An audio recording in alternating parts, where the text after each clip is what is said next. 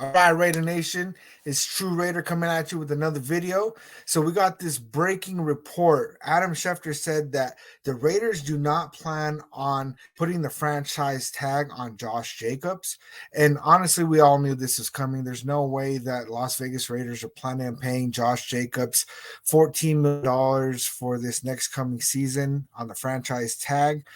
Um, in this report, they did say that there is a plan for the Las Vegas Raiders to pursue doing a contract with Josh Jacobs. And honestly, I see this going a number of different ways.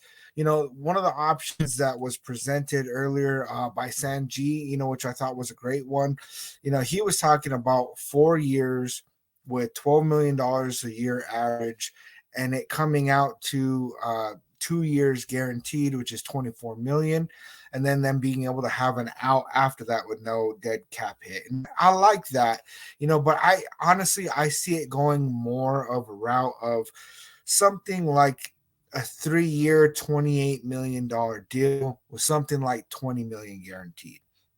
And there's a lot of people out there that are kind of freaking out and they're like, no, we can't pay Josh Jacobs, just cut him and all these things, right?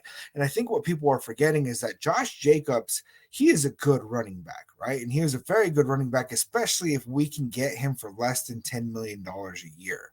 And, 2 years, 2 years ago in 2023 season was not as good, right? And the year before, he had the threat of Derek Carr had the deep ball.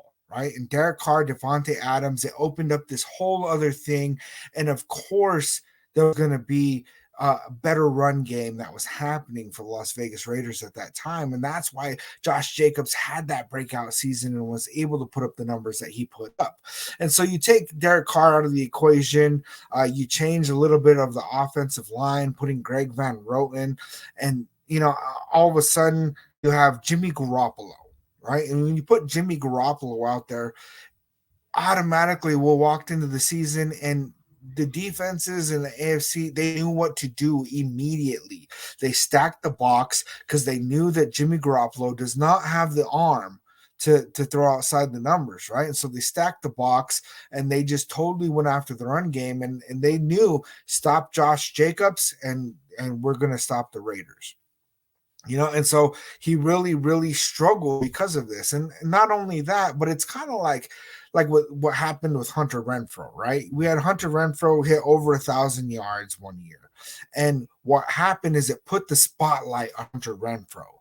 And so then all of a sudden, all the defensive coordinators are looking at this guy that they underestimated, and they said, you know what, we really got to watch out for him. And they watched tape on him, and they knew he's a shifty guy, and they knew how to play against him, right? So all of a sudden, defenses were able to take Hunter Renfrow out of the game.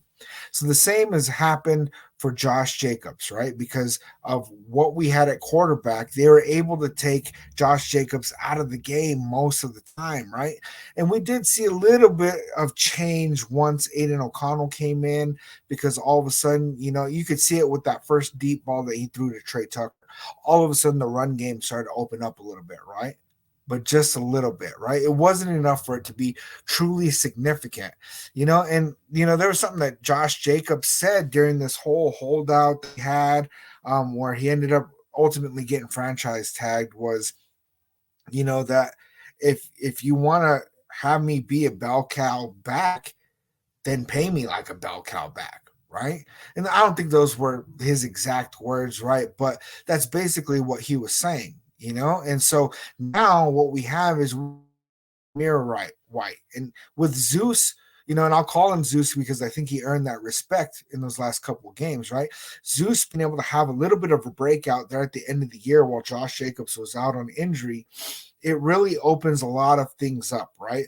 So what I see is if we bring Josh Jacobs back in and we're paying him $10 million or less per year, and then we have Zamir White and they're actually splitting some of the touches, then all of a sudden it opens things up where I think Josh Jacobs will be a lot more open to taking less money, right? Because if he's not having to be that bell cow back, if he's not having to, have nearly as many touches, I'm sure he's going to consider taking less money. And then if we're splitting the touches between Zamir White and Josh Jacobs, then all of a sudden we're able to confuse defenses a little bit more. And I think that we'll have more production out of both of them, right? And if their combined numbers are more than what Josh Jacobs would be getting alone or Zamir White would be getting alone, I think it's a good investment. I don't see any problem with being able to bring him back in, and then we really got to look at like what are we going to be actually seeing with changes with the offensive line, changes with the offensive coordinator. We have a new offensive line coach. We have a new running back coach with Cadillac Williams. Luke Getsy is going to have a whole different scheme. And so I'm really excited to just see what can Josh Jacobs provide with this. Is he actually going to have another breakout year? Or, if we truly go to a running back by committee with both Zeus and JJ, all of a sudden, I think that both backs could have a really significant year. If you look around the NFL, most of these teams that are actually having really good success with the run game are doing the running back by committee. I saw several teams that had 2, 3 running backs that were just totally crushing us, right? And I'm gonna tell you guys, I'm not an NFL expert, right? I'm not out there watching every down of every team and analyzing tape. I'm a Raiders fan, right? And so I'm watching Raiders games. But what I do see is when teams played against us, and that's what our defense was performing at a very high level.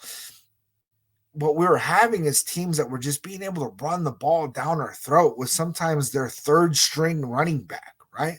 And so I think this whole idea of these superstar, high paid running backs, that all went out the window with Zeke Elliott, man. He got that outrageous deal and then just totally went downhill after that, and we're having a change in the running back game. We're either having running backs like Christian McCaffrey, who are essentially a wide receiver who also runs the ball, or what we're having is things like the Miami Dolphins having, 2, 3 running backs on their team that are putting up significant numbers, right?